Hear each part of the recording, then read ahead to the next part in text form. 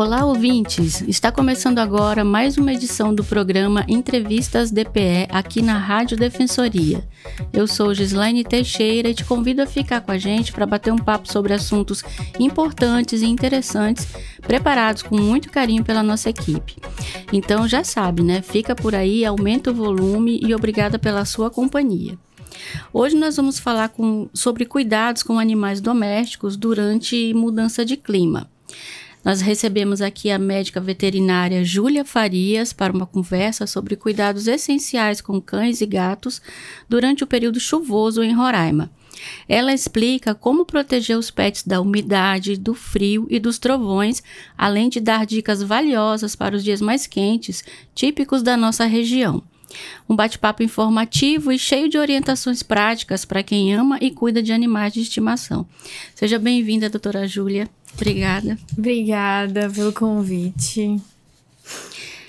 Doutora, quais são os principais riscos à saúde dos animais domésticos durante o período chuvoso em Roraima? Então, nos períodos chuvosos, a gente tem uma maior incidência de gastroenterites. Que podem ser transmitidas tanto por vermes, bactérias, vírus e também alguns quadros de pneumonia, broncopneumonia, tanto em cães quanto em gatos. Uhum. E como a umidade constante pode afetar a pele e os pelos dos cães e gatos? Com um período mais úmido, a pele fica mais propícia à proliferação de fungos e bactérias, então a gente pode ter mais casos de dermatites. Então é sempre importante secar bem o animal depois dos passeios, se tiver chuvisco, né, ou aquele clima mais úmido. Também após o banho, não secar somente com a toalha, às vezes é necessário um secador, claro, com um ar mais frio, né, para evitar queimaduras de pele, mas não deixar o pelo úmido. Porque a gente também tem outros tipos de dermatite, que são as dermatites úmidas, principalmente naqueles cães que têm dobrinhas, tipo o Pug, o Shar-Pei. Nessas dobrinhas a gente pode, com esse período mais úmido, ter mais doenças, dermatites. E no caso da dermatite atópica, dá para você explicar mais ou menos como é? Porque parece que ela não tem cura, né? Então, a dermatite atópica é como se fosse uma alergia. Então, o animal ele é mais sensível a algumas situações, como, por exemplo, pode ser ácaros, mas também a alimentação, que é bastante comum em animais atópicos. Então, a gente tem que fazer uma dieta específica para eles. Às vezes, retirar a proteína do frango e da carne, comer somente peixe. Tem algumas rações somente para esse tipo de cão.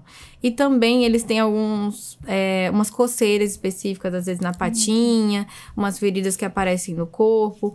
Às vezes, pode ser por algum alérgeno deles mesmo. Pode ser um produto de limpeza, algum tipo de tecido, algum tipo de planta. Então, sempre tem que tomar cuidado no ambiente que ele tá. E também a gente pode utilizar algumas medicações próprias para atópicos, né? Hoje a gente já tem uma medicação que é um anticorpo monoclonal, que se chama Cytopoint, que ele ajuda também a evitar essas coceiras, principalmente em cães atópicos. Legal. E quais tipos de doenças são mais comuns em cães e gatos durante as chuvas? Então, como eu falei, as gastroenterites são bem mais comuns. A gente tem algumas, né, que a gente consegue perceber, principalmente em filhotes que ainda não foram vacinados, que é a famosa parvovirose, que é aquela diarreia com sangue, vômito com sangue. Então, animais filhotes que foram retirados da mãe cedo, não deixar eles terem contato com outros animais até terminar o protocolo vacinal. Então, todos os animais, na verdade, até os adultos, têm que estar com o protocolo vacinal em dia, porque tem várias doenças que podem ser transmitidas, inclusive zoonoses, né? Como a leptospirose. Aqui em Boa Vista a gente não tem grande incidência, mas já houve casos. Então, é importante a gente manter o protocolo vacinal em dia, anual, no caso, né? Que é aquela óctupla, a V10, né? Isso, que a gente chama assim.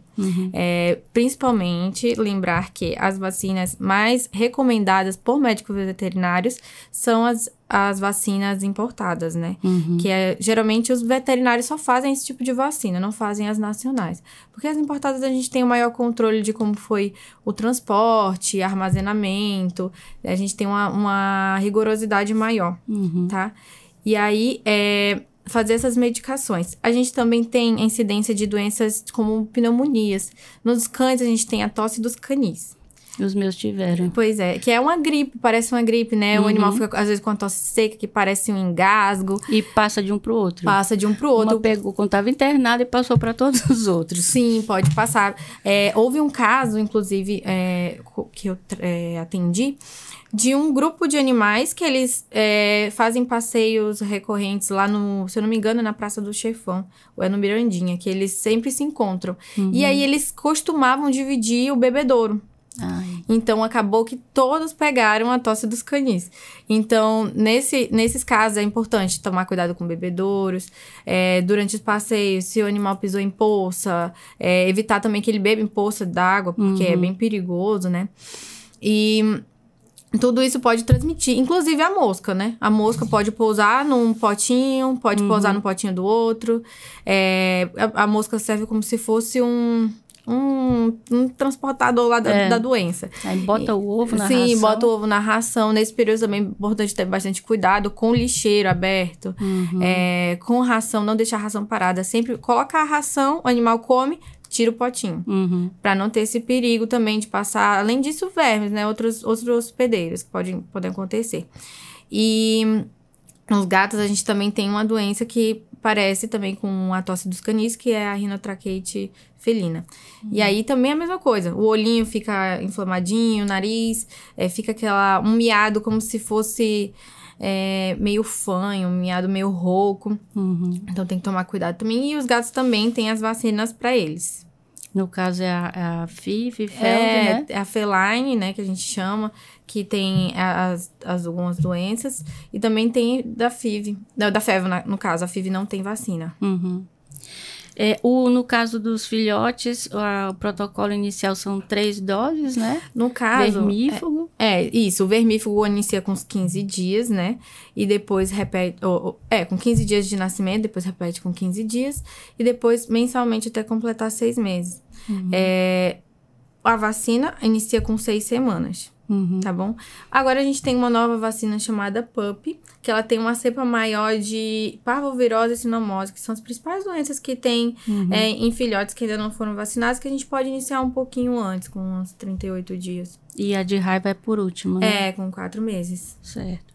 E o que fazer para proteger os animais que vivem em quintais ou áreas externas nesse período? Então, a gente tem que tomar bastante cuidado com esses animais, não deixar eles em chão de terra, de barro, né? Principalmente de cimento, uma região assim. Se ele tiver casinhas, que a casinha dele seja um pouquinho mais alta, para evitar que entre a água da casinha, seja bem protegida, que ele tenha um ambientezinho, uma caminha, com um lencinho para ele poder se enrolar, evitar a umidade, sempre estar limpando lá dentro, porque esses períodos mais úmidos, além das doenças que a gente comentou, também pode ter uma diminuição da temperatura corporal, e isso é muito perigoso para os animais, porque às vezes ele não tem como se proteger desse frio, né? Se você deixa ele num ambiente que vá molhar ou que esteja muito gelado, e aí ele pode abaixar a temperatura e ter umas consequências piores, né? Podendo levar até a morte. Nossa. E existe algum cuidado especial com a alimentação dos pets nesse período? Então, como eu falei, a alimentação deles mantém normal, porém a gente tem que tomar cuidado com os comedouros e os bebedouros. Os comedouros, evitar pousar mosca, ficar muito tempo lá parado. Se puder, né, botar tela na casa, até pra gente mesmo, porque a mosca pode pousar na comida do cachorro e pousar na nossa, né? Uma panela aberta já era. Isso. Manter os lixos bem fechados, fazer a troca periódica do lixo, né? Não deixar aquele lixo aberto pra mosca pousar no lixo, depois pousar na comida. E os bebedouros, como eu falei, trocar também recorrente, evitar lodo, né? E também evitar que seja um reservatório de outras doenças, como por exemplo o mosquito, né? Aquele mosquito que a gente conhece, ele pode ficar lá no bebedouro. E além das doenças que podem transmitir pra gente, também tem uma doença que pode ser transmitida do cachorro para o ser humano, que é a giroflariose, que é um verme do coração. Então, ele pode passar do cão para o ser humano. Aqui em Boa Vista também é um pouquinho difícil. Geralmente acontece em locais que é no litoral, mas já houve casos. Inclusive, eu já atendi alguns casos aqui. Mas, no caso, o verme fica no coração do animal, não do ser humano. Pode ir para o ser humano. Eita. É uma zoonose. E aí, esse mosquito, ele faz essa transmissão, né? Ele pica o cachorro, pica o ser humano. Então, pode fazer essa transmissão do cão para o ser humano. Lembrando que tem como você prevenir isso nos cães, né? Que é utilizando aquela coleirinha. Eu não sei se vocês já ouviram falar o nome, mas a mais famosinha é aquela Excalibur, que ela evita, né? Além dos mosquitos, algumas pulgas também. Carrapato também, né? É. E como identificar se o animal está com frio, mesmo no nosso clima? Os meus ficam todos encolhidinhos, né? Geralmente eles ficam encolhidos, eles podem tremer bastante. Tocar no focinho dele, tá muito gelado, na patinha, na orelha, que são as extremidades, assim a gente consegue ver, né? Se tiver muito gelado, você pode perceber que ele tá com frio. E também o pelo meio eriçado, gatos principalmente, eles ficam bem encolhidos, pelo bem eriçado, o rosto bem fechadinho, os olhos fechados, né? Eles demonstram bastante. Principalmente tocar nessas extremidades. Porque é ali que a gente percebe que eles estão com frio mesmo. Tocando no focinho, que é o primeiro lugar que fica gelado. E as patinhas deles. Os gatos também conseguem se esconder, né? Acham uma caixinha, entra no guarda-roupa. Sim, gatos é mais fácil porque eles conseguem pular, se esconder. Já os cães não, é mais difícil para eles se protegerem do frio sozinhos. Então a gente tem que tomar bastante cuidado com eles. E é recomendado usar roupinhas em dias chuvosos? Então, depende muito, porque se seu animal não for acostumado, uma roupinha pode causar muito estresse para ele. Então, às vezes, é pior você botar uma roupinha. Mas se seu animal for acostumado, não tem problema, pode botar roupinha nele. Deixar ele bem aquecido, mas o ideal mesmo é dar paninho. Um paninho já é suficiente, porque os animais eles conseguem se ninhar lá e botar o paninho em cima deles, se aquecer sozinhos. Só que filhotes não, né? Então, a gente tem que tomar cuidado. E os animais de pelo curto ou filhotes, eles precisam de cuidados extra na estação chuvosa? Então, sim, precisam bastante. Filhotes, como eu disse, os filhotes, assim que nascem principalmente, até mais ou menos uns 3, 4 meses, eles não conseguem manter a temperatura corporal. Então, geralmente, quando o filhote é bem pequenininho, ele fica bem coladinho na mãe. Porque assim ele consegue fazer essa transferência do calor, né? E se manter aquecido. A mãe faz esse papel de manter aquecido. Mas quando o filhote sai da mãe, ele não tem como se aquecer sozinho. E aí é muito mais fácil para eles ficar com hipotermia, que é a temperatura baixa, do que os outros animais. Então, sempre manter eles bem aquecidos. Tomar cuidado também com o ar-condicionado, né? Que nesses períodos as pessoas gostam de ficar no ar-condicionado, deixar o animalzinho no ar-condicionado. E filhotes, eles perdem a temperatura muito, muito rápido. E por falar em temperatura, eu sei que a temperatura dos cachorros, a normal, é mais alta que a nossa, né? Sim, é mais alta. Acho que em torno de 39. O deles é de 37,4, 39,4, por aí. E o ser humano, 37,5, já começa a estar com febre, febril né? Já, né? Sim. E como lidar com os pets que têm medo de trovões e relâmpagos? Nossa, lá em casa, Deus nos acuda. Sim, tem vários pets que ficam muito nervosos e ansiosos. Isso é bem preocupante, né? Principalmente em gatos. Porque gatos estressados são propícios a vários tipos de doenças. É bem comum a gente encontrar gatos que, quando se estressam, ficam obstruídos, né? Eles obstruem e não conseguem mais fazer xixi. Então, é sempre preocupante e tem que tomar cuidado, principalmente gato macho. E os cães também, eles ficam muito ansiosos, eles podem se machucar quando estão ansiosos, podem ficar entalados atrás do vaso sanitário, que aconteceu lá em casa. Nossa, já ouvi cada história. Podem se machucar nas grades, né? Podem tentar fugir. E aí até conseguir fugir também, né? Então, podem fugir também. E aí é bem preocupante. O que a gente pode fazer? Nesses casos, manter o animal dentro de casa num ambiente seguro. Mas tem animais que eles ultrapassam, né? Esse nível de estresse. Muito medo. Então, é importante sempre conversar com o médico veterinário. Às vezes, é até necessário fazer uma medicação calmante mesmo. Para o animal ficar mais calmo, ficar mais tranquilo. Até para a gente evitar que tenha uns problemas maiores. Porque animais estressados ou com muito medo, eles podem acarretar outras situações. Inclusive, já teve um caso de uma cachorra minha, não foi trovão, né? Foi fogos, mas semelhante, né? O barulho... Pra eles é horrível. É bem semelhante, porque eles têm uma audição muito mais aguçada que a gente. E ela foi tentar fugir e ela acabou se machucando e eu não tava em casa e ela acabou vindo a óbito. Então, assim, a gente tem que tomar muito cuidado com esses animais muito estressados. E às vezes é necessário um calmante, sim. Mas sempre com acompanhamento do médico, né? Claro, o acompanhamento do médico veterinário. A gente pode tentar uma coisa mais natural, como floral, né? Algumas outras coisas. Mas às vezes é necessário um medicamento mesmo, como um antidepressivo ou um ansiolítico. E normalmente há pessoas que colocam algodão nos ouvidos dos pets por conta dos barulhos, né? Sim. Tem alguma indicação? Faz mal? Não faz mal. Só não pode esquecer lá dentro, né? E eles também colocam, né, a mão e a pata para tirar. Sim, pode colocar, não tem problema. Mas assim, se o animal ficar muito estressado, é melhor tirar, né? Mas não pode esquecer lá dentro, porque daí pode acontecer uma otite no futuro, né? Que é uma inflamação no conduto auditivo. E daí a coisa fica mais complicada.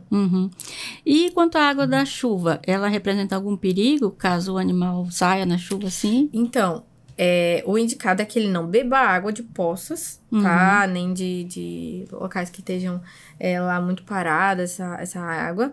E também, sempre que for passear, que você vê que seu animalzinho pisou numa poça, chuviscou, então ele teve contato com outros animais também que estão lá em contato com essa água. Quando chegar em casa, dá aquela lavadinha com sabão neutro, né? E secar bastante. Bem. Isso, nada de passar álcool em gel em cão, porque acho que os coitadinhos sofreram na pandemia, né? E todo mundo passava álcool em tudo. Não pode, gente. A pele deles é muito sensível. E o coxim também, que é aquela partezinha da patinha deles, também é bem sensível. Então tem que tomar cuidado. Nada de passar álcool em gel. Sabão neutro, pode ser um detergente mesmo. E lavar e secar bem. Lembrar de secar, não deixar úmido. No caso, você já deu orientação sobre os passeios, né? Em dias chuvosos. Pode passear, mas com todos esses cuidados, né? Sim. Principalmente na volta para casa. Sim. Eu esqueci até de falar sobre questão de bancos de areia, né?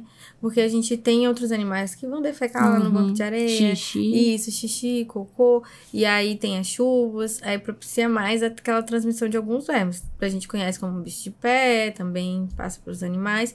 E aquela larva migrans, que é o bicho geográfico. Que também passa para isso, também passa para o ser humano. Então a gente tem que tomar cuidado, porque essa situação de defecar naqueles bancos de areia, a chuva, tudo isso acaba propiciando para esses vermes. Então, lembrar de manter o vermífugo dos seus pets em dia. E no caso da girofilariose, tem algum meio para evitar? Tem vacina? Tem vacina. Não é comum a gente fazer aqui em Boa Vista essa vacina, porque não é muito incidente. Mas tem a vacina sim. Ela não é coberta na V10? Não, ela não tá, ela é por fora. Assim como a vacina da tosse dos canis também é por fora. De pneumonia também, isso, né? Da pneumonia por fora. E também, como eu falei, aquele colarzinho a gente consegue evitar que o bicho pique ele, que é o vetor que transmite a doença. E quais cuidados a gente tem que tomar com os brinquedos e as caminhas para evitar fungos e mofo? Então, é importante a gente sempre estar lavando, né? Principalmente nesse período que o animal vai lá, pisa lá fora de casa, pisa dentro, fica molhado. E aí, é importante lavar bem, ter uma periodicidade, né? Uma frequência de lavar esses bichinhos. Tentar lavar com o mais neutro possível, né? Os sabões mais neutros, como se fosse para um bebê, tá? Nada de coisa muito perfumada, porque isso pode também acarretar, como a gente falou, animais atópicos. Isso pode ser um problema, né? E questão de dermatite. As minhas, mesmo quando tá chovendo, se elas precisam fazer xixi e cocô, elas vão no quintal, mesmo com chuva. E aí não tem jeito. Uma vez eu fiquei segurando uma sombrinha assim. Eu já vi na internet mesmo, as pessoas postam, né? E eu já vi postarem capa de chuva pra cão e pra gato. Porque tem animal que só faz xixi e cocô do lado de fora no passeio. A gente não pode prejudicar isso pra eles, né? Então, se tiver que passear na chuva protegido, vai ter que passear. Porque não pode prender xixi nem cocô.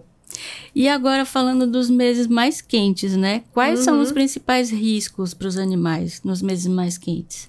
Então, a gente tem que tomar cuidado No tempo mais frio, a gente tem que tomar cuidado com a hipotermia. E os meses mais quentes com a hipertermia, né? Que é aquele calor excessivo nos cães. A gente consegue ver que o focinho vai estar molhadinho, a língua vai estar pra fora. Então, a gente tem que tomar cuidado. Tem que tomar cuidado nos passeios, porque eles podem ficar mais cansados por causa da temperatura, que a gente chama de estresse térmico. Então, eles ficam bem cansados, pode acarretar outros problemas, tanto cardíaco, né? E também tomar cuidado com os coxins deles, na hora de fazer os passeios. No período também, a gente também tem incidência de mosquitos. Então, também tomar cuidado com os mosquitos, né? Eles pegam dengue, alguma doença assim? Não, dengue não pega, mas o vetor da dengue pode transmitir a girofilariose. Ave Maria. E como identificar sinais de desidratação e insolação nos pets? Então, desidratação a gente consegue ver que a mucosa dos animais vai estar bem seca. A gengiva mesmo, você olha a gengiva deles vai estar seca. Geralmente é bem molhadinha, coradinha, brilhosa, né? Quando você olha vai estar seca. A mucosa dos olhos, o nariz vai estar bem ressecado. Os veterinários conseguem identificar de forma mais efetiva, né? Tanto com exame, através de exame físico também. Mas o animal vai estar com a língua seca, com a gengiva seca. E aí, insolação é um pouquinho mais difícil de perceber, mais fácil perceber em animais de pele clara, né? Então, lembrando que animais de pele clara também tem que passar protetor solar, principalmente no focinho, né? Nessa região do rosto, porque é mais fácil pegar esse sol e essa insolação. Mas é um pouco difícil observar nos animais insolação se ele não for de pele clara. O ruim de passar o protetor no focinho é que vão lamber na hora. Sim, tem que ser acostumado, né? E qual a melhor forma de manter os cães e gatos hidratados no calor? Então, bastante água.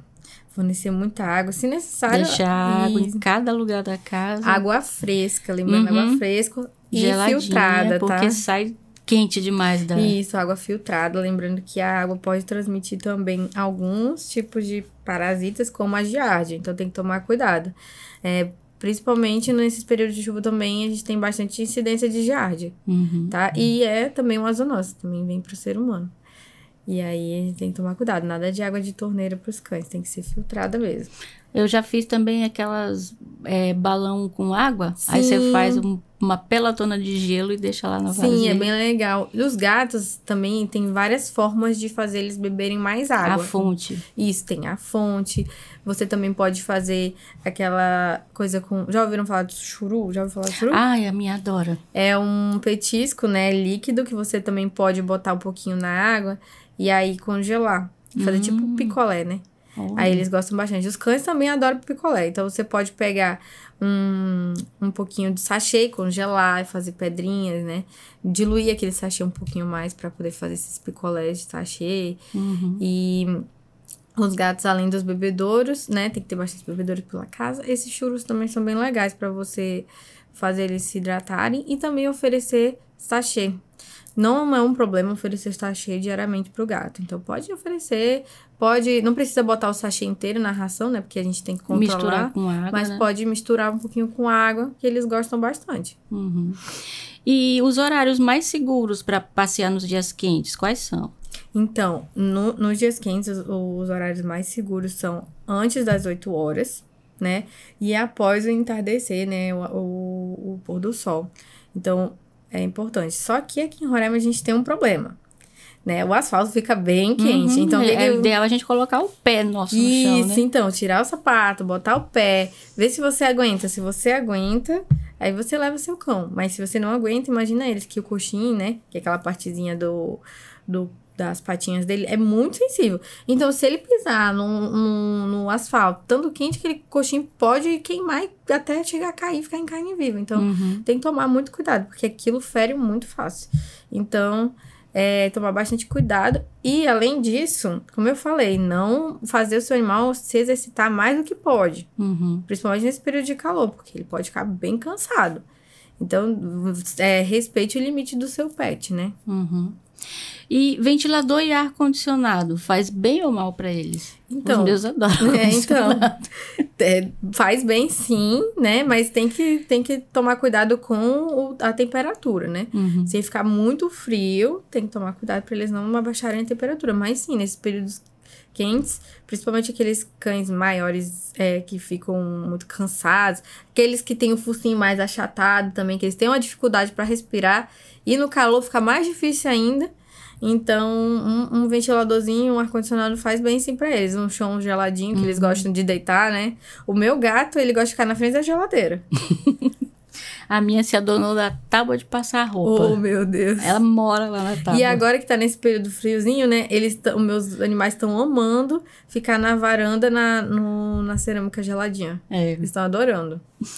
E como adaptar a alimentação dos animais durante os períodos mais secos e quentes? Então, como a gente falou, poder misturar mais o sachê, úmido, né? Fazer mais úmidozinho a alimentação, misturar um pouquinho. Os gatos, como eu falei, do churu, é excelente. É uma forma excelente de fazer eles se alimentarem e beberem mais água. Mas a ração, no geral, pode manter a mesma, né? A gente só tem que ver porque existe ração para cada tipo de pet. Então, se seu animal é castrado, tem uma ração específica. Se seu animal pros idosos. Isso, pros idosos tem uma específica. Se ele tiver gordinho, tem uma específica. Se ele tiver atopia, tem uma. Se ele tiver problema cardíaco, tem uma. Renal. Então, tem ração para todos os tipos de pets, né? E também tem as famosas alimentações naturais. Daí, isso tem que ser feito com o veterinário. Nutricionista. Também o zootecnista pode fazer, né? Que eles são especialistas em manejo nutricional dos animais. E aí, fazer toda essa divisão. Quanto de proteína que ele tem que se alimentar, quanto de carboidrato, de verdura. Então, esses especialistas, né? Esses profissionais conseguem fazer essa divisão. E daí, eles podem acrescentar coisas mais úmidas e um pouquinho para ajudar, né? Nesse período quente. Você quer deixar alguma recomendação especial para os tutores de pet, né? Sim, queria deixar uma recomendação. Se seu pet, né, tiver com as vacinas atrasadas, aproveita logo para atualizar, tá bom? Vermífugo. Os vermífugos também. Lembrando que a vacina, ela é anual. Então, não é só aquelas 3 primeiras ou 4 primeiras que seu pet é filhote. Tem que repetir todo ano. Lembrar também a vacina de raiva, gente, é muito importante, porque é uma zoonose e ela é fatal, né? A gente sabe. Então, tomar bastante cuidado. Além dessas vacinas que eu falei, da de raiva e a multiviral, a gente também tem a vacina para gripe dos cães, né? Que é a tosse dos canis. Então, dá para também fazer essa vacina. Tem alguns tipos de forma de... Tem vacina de giardia Tem também, a vacina, né? de giardia, só que no nosso... Protocolo. Não no protocolo, mas no guideline que a gente segue, né? Ela ainda não tá inserida. Então, ainda não é, vamos supor, recomendada amplamente pelos profissionais, porque ainda não tá inserida no guideline, que a gente chama que a gente conhece como o ASAVA, né? E lá ainda não tá inserida. Então, ela não faz parte do protocolo vacinal obrigatório, né? E os gatos também têm as virais deles, né? Tem aqui tem 4, aqui tem 3, né? Tipos de vírus. E também gato tem que tomar remédio de verme e a vacina de raiva. Então, lembrar desses protocolos, manter o seu animal bem protegido. Nesse período de chuva, manter ele mais abrigado e fora de ambientes úmidos, evitar que ele fique em chuva. Animal de quintal não é para ficar pegando chuva, então ele tem que ter um abrigo seguro para ele, né? Nem que seja uma casinha, um canilzinho protegido dessa chuva. Ele não pode ficar na chuva. E lembrar também, se você perceber alguma coisa, que o cachorro, o gato tá diferente, tá com algum problema, leva logo ao médico. Sim. Não espera. Não esperem, gente, porque às vezes, principalmente gato, esconde muito, viu? Ele não demonstra que ele tá doente. Então, eu vou falar alguns sintomas para vocês se preocuparem, né? Como, por exemplo, parar de se alimentar, ter diarreia, vômito, apresentar tosse seca, tosse também com catarro, né? Que a gente chama de tosse produtiva. Os gatos, aquele miado mais rouco. Dificuldade também para o animal ficar triste, né? Não fazer mais as coisas que ele geralmente faz, como brincar. Então, isso tudo a gente tem que se preocupar e levar ao médico veterinário para ver o que tá acontecendo com esse bichinho. Tá certo. Muito obrigada, doutora Júlia, pelas suas informações. Vamos cuidar bem dos nossos bichinhos. Isso. Né? Não maltratem. Não maltratem seus bichinhos, gente. Deixar o seu bichinho na chuva é maus tratos, viu? E os meus são são chiques, eles dormem dentro do meu quarto. Isso. Principalmente o dia que tá chovendo. Isso, então tem que tomar bastante cuidado. Eu que agradeço aqui o convite e qualquer dúvida pode entrar em contato. Obrigada. E assim a gente encerra a nossa entrevista de hoje. Eu espero que você tenha curtido o nosso bate-papo. E se você gostou, compartilha com os amigos. Não esquece de marcar a Defensoria nas redes sociais.